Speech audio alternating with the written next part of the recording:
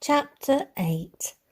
This was not the best thought-out idea, Evan groaned, rubbing his ankle for about the third time that morning. It was the following Saturday, and several blissfully straightforward days had occurred. Herbie's home visit had gone so well that by the next day his new family wouldn't consider being parted. Flora had dithered before taking one look at his smug little bottom nestled on a chaise longue, and decided to let him stay, with the proviso that she'd keep in touch and check back in a couple of weeks. This meant she and Evan were now down to poodles ×4. The previous day, Parsley, Benny and Daphne had been delivered to the vets for neutering. Getting all of them done at once meant that now 3 vaguely groggy, plastic bucket-wearing poodles were crashing about the small cottage. The trio was causing mayhem and meting out bumps and scrapes in funny places should you risk bending over or sit on the floor without thinking. "I'll take the collars off for a bit, but we'll have to watch them like hawks." Flora wrestled with Benny, who yanked his head free and ran off into the living room. "Go watch him, Evan, and make sure he doesn't lick his crotch." "Gee, when did this become my life?" he chuntered under his breath as he followed Benny. "I've made you a bona fide dog person, Evan," Flora yelled from the kitchen. "Do you get it? Bona fide."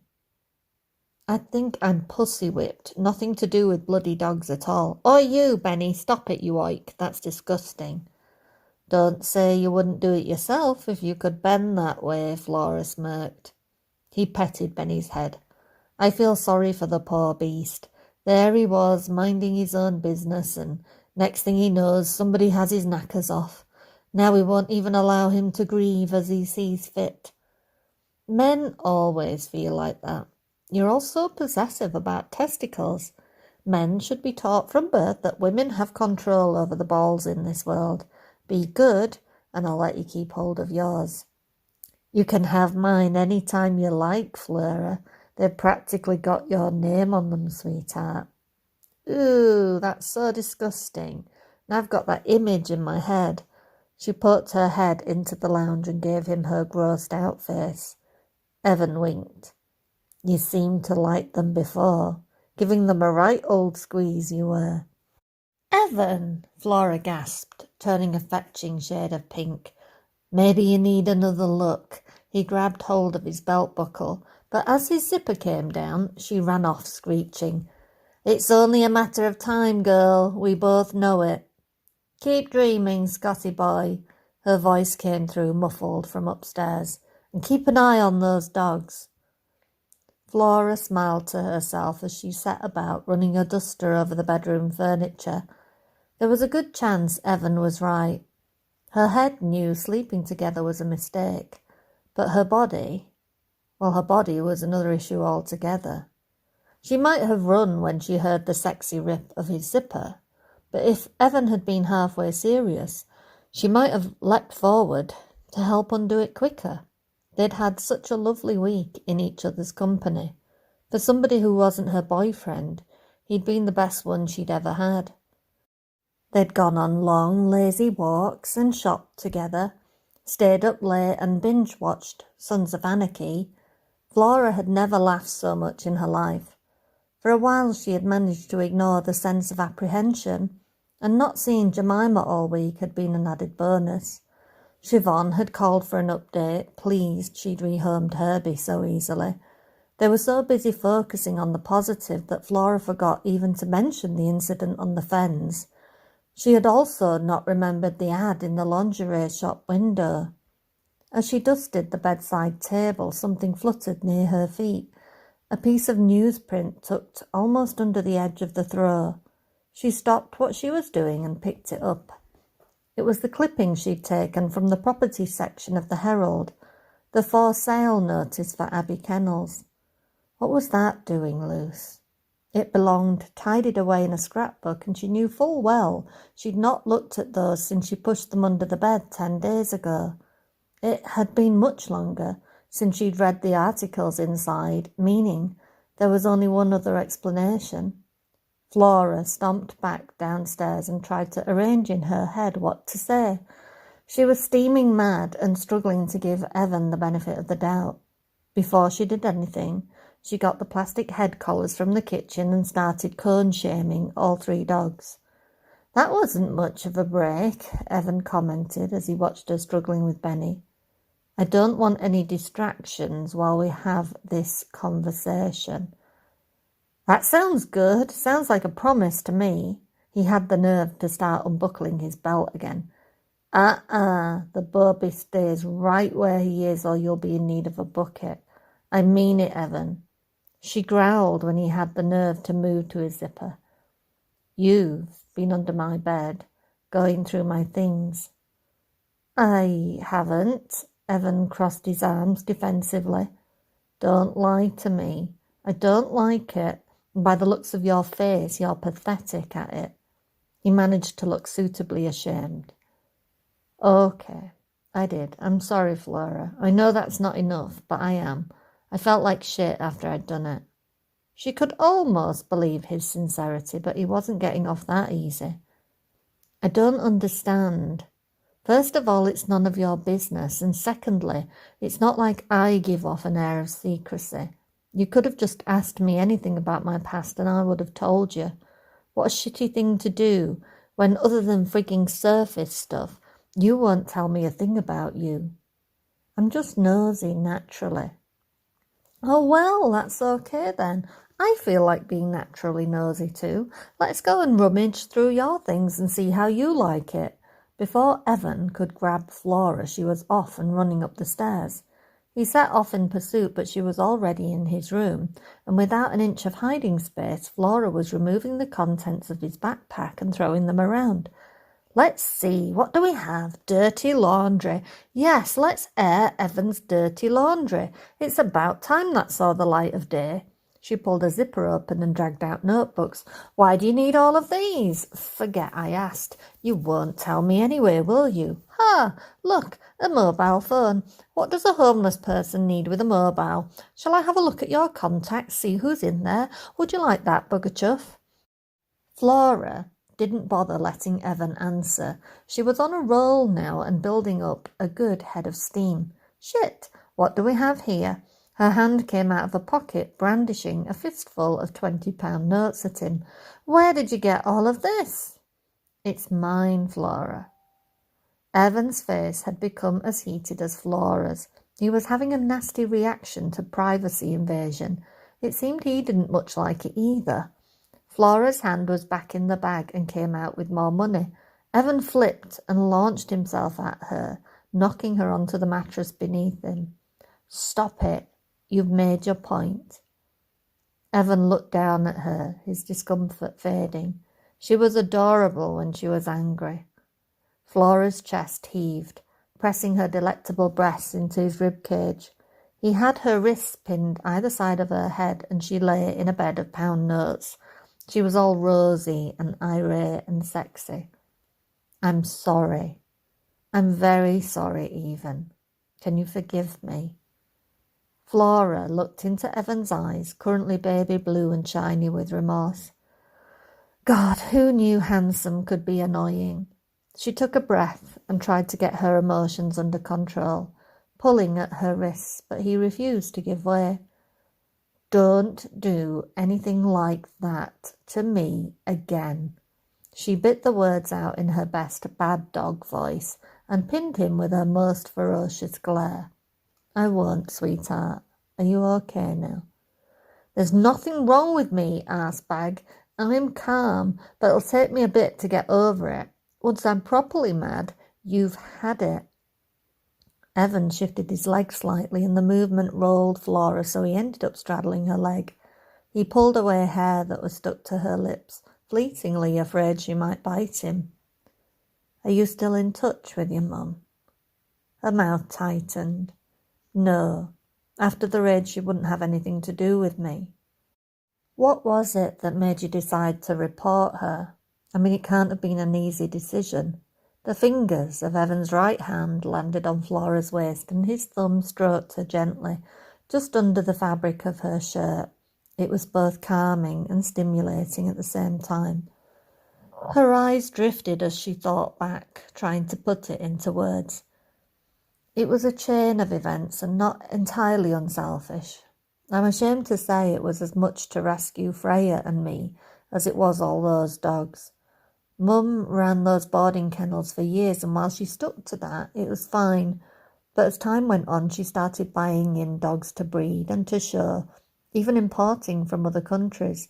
After a while, the business started taking the brunt of it, and the number of dogs kept increasing. She paused as Evan squeezed her hip firmly, managing to derail her train of thought momentarily. Sometimes I would find new homes for ones that she'd lost interest in, and she wouldn't even notice. That's how sad it was. I'd be patting myself on the back for sorting shit out, and Mum would just go off in the car and come back with new puppies. Sometimes she'd buy 2 or 3 at a time. A slow tear trickled from Flora's outer eye corner. It rolled down her temple and into her hair. All those bloody sweet little faces. Evan leaned across and blotted her temple with his shirt sleeve, watching and waiting for the rest. It went on like that for years. Freya and I kept quiet while we went to school, then college. I was struggling to keep the kennels going, tried to make it as clean as possible, but every time I left, it went to hell. Mum couldn't afford to hire extra help, and I was disgusted with myself and the situation. When I did get to the occasional show, I felt like a fraud, like I was a dog abuser. It seemed like we were stuck and I didn't know what to do. We needed the income, what there was of it. Then Freya met Oliver and everything came to a head. They became serious so quickly and she wanted to move in with him. He's such a sweetheart that he offered to support her while she finished her exams. Flora tugged her t-shirt from underneath Evan's chest, using the hem to wipe her eyes and her runny nose and flashing him a swathe of soft, delicate flesh. He averted his gaze and fought the inappropriate pressure in his groin. I started panicking. I'd worked at the grooming salon for about a year and I had an opportunity to rent the flat. The manager was willing to let me have it cheap because she was pleased with my work and wanted to keep me. I didn't know what to do. At the time, Mum was keeping 24 dogs of her own as well as the dogs in kennels. The house stank like piss and shit, and I felt like I did too, like it was ingrained in my hair and my skin. I just couldn't get her to see reason. Flora snuffled and pulled her t-shirt back down. She met Evan's eyes and glared at him defensively. So I did it. I waited until Freya was in a position to move and I got my own ducks in a row. Then I made the call because if I hadn't, I might never have escaped.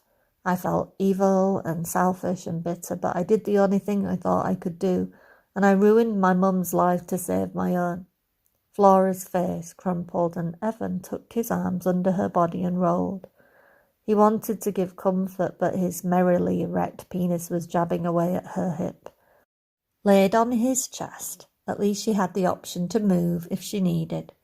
The tears flowed more freely and Evan wrapped one arm around her neck, resting his palm on her forehead and pinning her to his warmth. His t-shirt became damp and soggy as Flora clutched his waist and burrowed into him.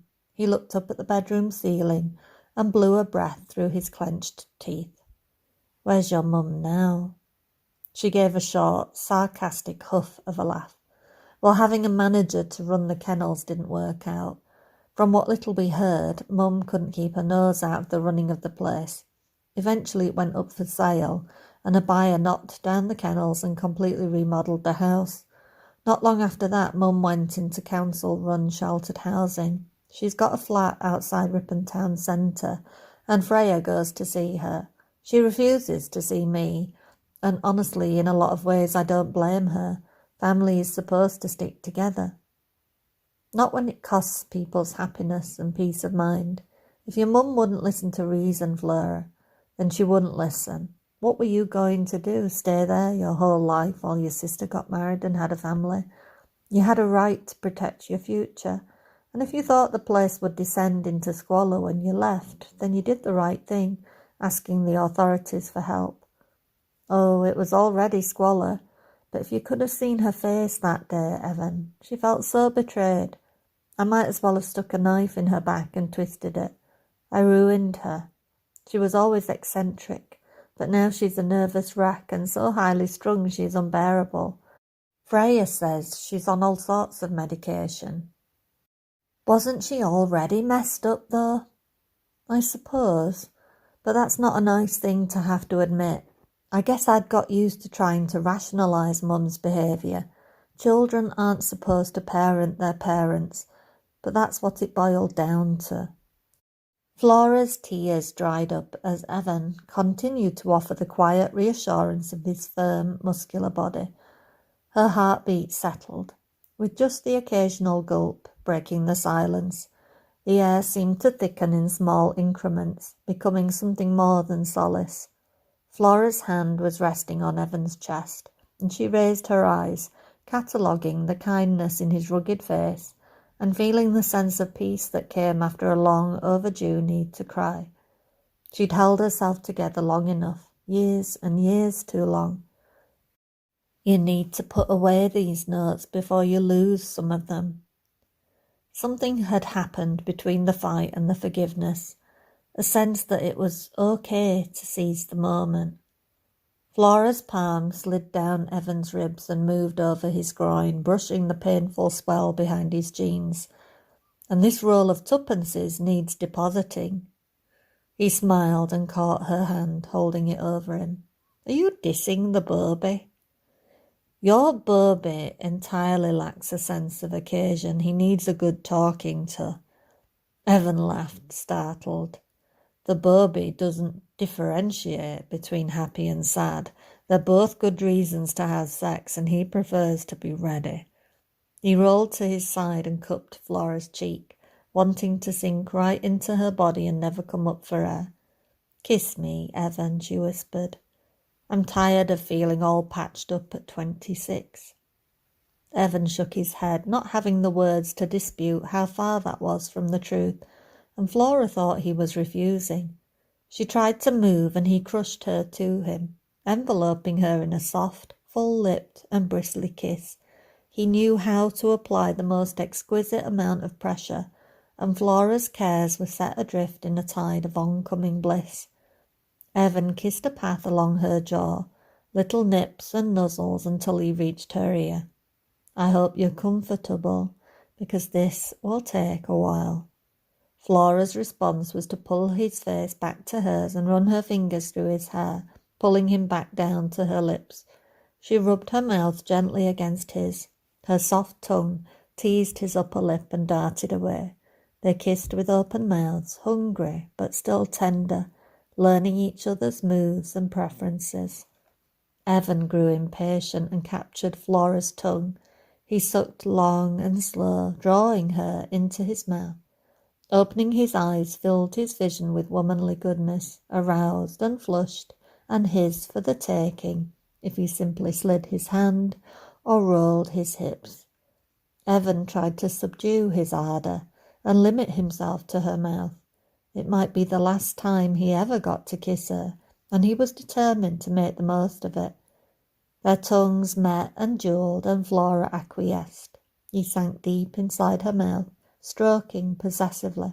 It was slow, sultry, and mind-poppingly sexy. Flora sucked on Evan's tongue, relishing the sweetness of his breath and the graze of his stubble. Her mind swam with images of sucking on a more intimate part of his anatomy. She couldn't get enough of him, craved it more and more. They played that way for long minutes, both pairs of hands seeming to agree on a measure of chastity, while their mouths met and did all the work. The sound of heavy breathing filled the tiny room as Evan slid his tongue across hers one last time. He pulled away to see what he'd achieved. Lips that were swollen and wet, eyes heavy with emotion. Whether it was emotion for him or for what they'd discussed, he didn't know. The words left his mouth and he had no explanation why. Maybe just an urge to dispel the dangerously increasing intimacy. What if I have to call that number and become an escort? Flora's eyes snapped open. and she failed to stifle the brief look of disappointment. Evan watched as she gathered herself, mourning the softness of her body as it stiffened beneath him. "You're seriously asking that now?" He nodded. "But you seem to have enough money, and there's still a chance you'll get some real work soon." "I know, but that money is for emergencies. I also left the city for life experience, and becoming a male escort would be a biggie." She gaped at him, wiping her mouth as if she didn't know why it had been a smart idea to kiss him in the first place. "You're insane. Since when does self-discovery come through meaningless encounters with paying strangers? That's soul-destroying, not life-affirming." She sighed heavily and pushed him away from her. "You'll do what you have to, I suppose. You'll be good at it too. You certainly know how to play me. But not anymore. I would have to spray you with bug spray before contact." Flora looked in the mirror hanging on the back of the bedroom door. She stood up and pulled her clothes straight, catching Evan's eyes in the reflection as she smoothed her hair into place. "Seriously, I've no hold over you. If you're on a mission to self-implode, I won't attempt to dissuade you, though I'm pretty friggin' disappointed." Evan yanked at his hair. "Think about it, Flora. It's not such a bad idea. It's one of the few things I can do where I work my own hours. I'll still be free to keep you company. You'll be safe."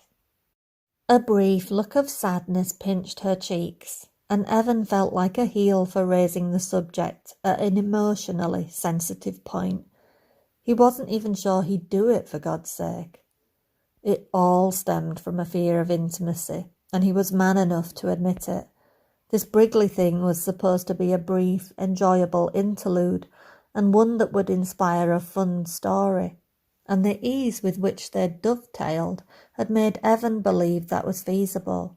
He wasn't looking for something permanent, so why not distance himself? It was safer for him, and definitely for Flora, who was far too open-hearted. And telling the girl you were afraid of falling for, that you wanted other women to pay for your time, was a surefire way to keep a check on her feelings. If only she didn't look so resigned, as if that's all she'd ever expected, him to disappoint her, much like everybody else. "You can stay, because I'm an idiot, and like ringworm, I can't seem to get rid of you, but knowing you're out fawning over women will be a good deterrent." "Huh?" "Ringworm. That's what you're like, Evan. You're crawling under my skin and a pigging sod to get rid of." Sounds like I need an internet search. Do I want to know how big an insult that is?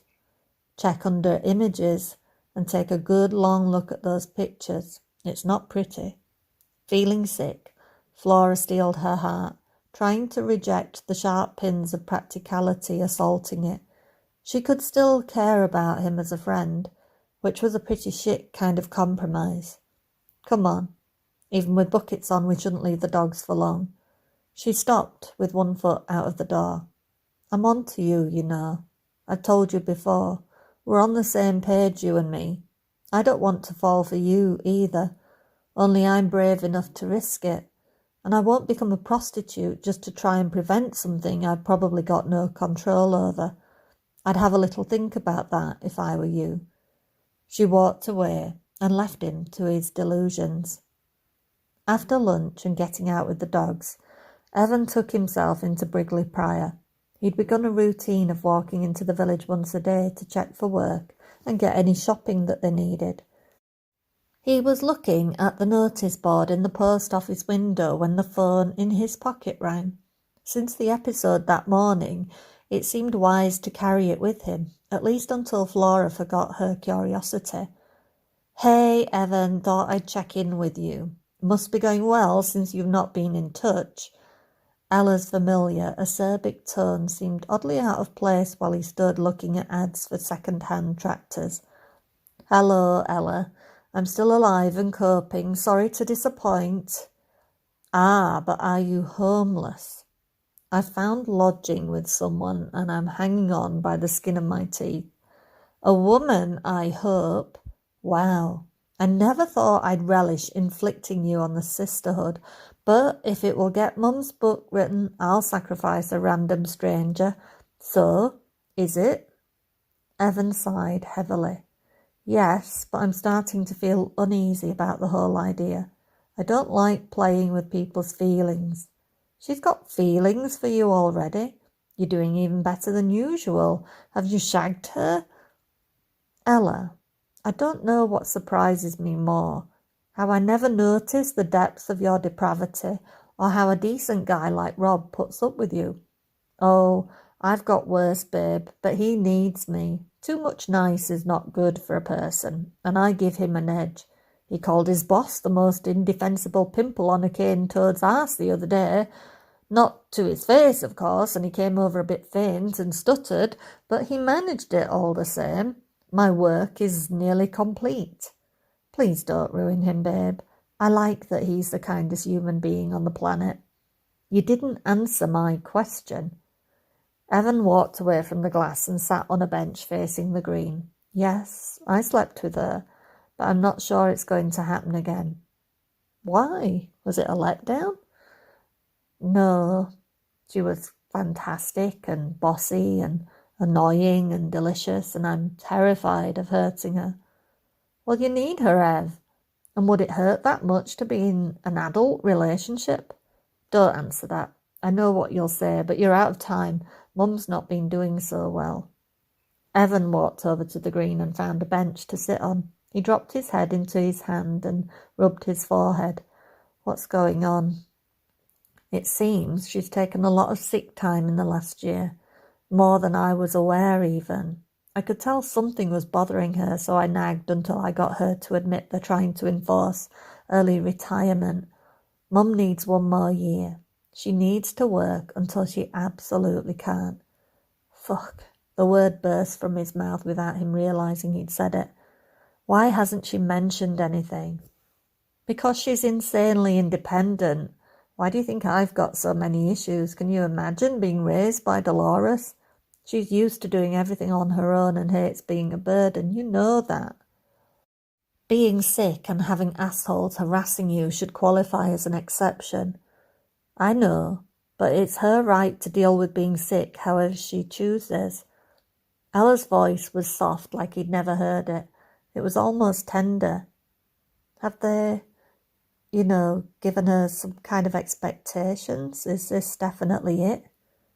She won't tell me, but I suspect they've given her an idea. She feels quite good, all things considered, more good days than bad, and she's determined to keep working, which is why you need to come up with something fast. Other than that, all she'll say is that it's spread and it comes down to her body and her determination. Some people can go on for years if they respond to medication, but I think there will come a point when everything starts caving at once, and then a sob she didn't expect escaped Ella. She hastily suppressed it, which yanked Evan's guts to shreds. If Ella was crying, well, it was practically unheard of. It just didn't happen. Don't cry, darling. If you cry, I'll be walking to the motorway and hitching back tonight. No, you won't. He heard her trying to blow her nose discreetly. The book first, or Mum says don't bother coming back. It was the best laugh she'd had in ages when I told her we'd talked you into writing romance. Cheers. Good to know my support team is still in place. Always, Evan. Crap. Now he was going to cry himself. She sounded sincere, which meant the sky was falling and life was changing in ways he wasn't ready to handle. There's something else, Ella, and I need you not to laugh. Oh, this sounds good. I can't believe I'm going to tell you this. There's a chance I might have a go at being a male escort. There was a deafening silence on the other end, and then a clatter as she dropped the handpiece. Hysterical peals of laughter travelled down the line, and it was a good minute or so before she managed to compose herself.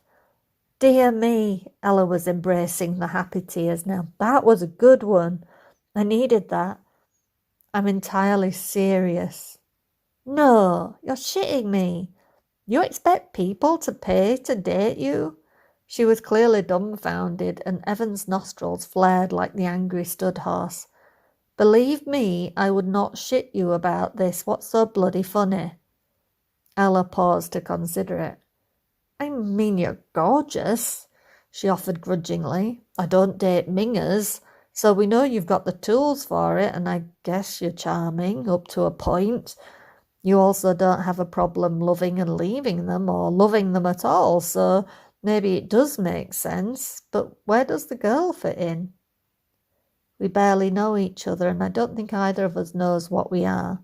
It doesn't help that Flora is smart enough to be suspicious. She's only letting me stay because she's too sweet to kick me out. Evan felt the guilty twinge in his stomach, the one that came with increasing regularity. I need to be doing something, Ella. There's no work until fruit picking starts, and apart from helping Flora out, I'm sitting idle. I need something to kick-start this bloody book. He kicked at a clod of dirty snow. It would be easy to write pages on her looks and her personality. She even has a suitably tortured past I could exploit. But can I do it? I know the idea was to find a woman for exactly that, but I didn't think about the reality or consider it would actually be somebody I gave a crap about. You could write pages about a woman, a real woman. He didn't answer as the reality of that statement resonated somewhere a little too close to his chest. Wow, Evan. I mean, really. Just, well, wow. A moment of mutual wonder passed before Ella made up her mind. Okay, here's what you do. If you decide to be an escort, it's certainly going to give you a great angle. You'll gain an insight into a variety of different women and probably get some fun anecdotes. Plus, no matter how amenable she claims to be, it will provoke a reaction from your lady friend. Lots of potential from a writing perspective. As to the rest, don't say no just yet. We need this, Evan. You would just have to figure out a way to be nice without breaking her heart. A skill you should have learned years ago anyway. Whereabouts did you end up? Evan rubbed at a headache that was forming. Near Newmarket. I'm not telling you where. I'm too afraid you'd show up. I wouldn't do that. Not when you seem to be doing okay on your own. The usual Evan insanity plus a little extra. Is there anything else of note? Plenty of local intrigue, speaking of which, some of it is approaching right now. I've got to go. Will you give my love to Dolores? I will, but she'll probably choke on it. He laughed. Take care, Ella, and cut the connection. Hello, Evan. Siobhan, do you always lurk on the village green? She wasn't offended. It's a small village with not many places to hide, and I jump on any excuse to get out of the hall. Are you ready for that interview yet? I saw you were looking at the notice board. There's not much work on offer. I'm giving it some serious thought, I must admit. How about you come to my house and have a cup of coffee? We can discuss it in a little more detail. He hesitated. This was lunacy, but there was nothing Evan did better than making a complete hash of things. It usually ended with him writing a halfway decent book. And if Siobhan were coming on to him, wasn't it all good experience? He'd never had a problem with strange women taking liberties. He handled all offers with charm and aplomb. So why stop now? Okay, but just a quick one. Why? You've nowhere to be, have you? She looked at him with an odd, knowing glance and linked her arm through his. Come on, it's not that far.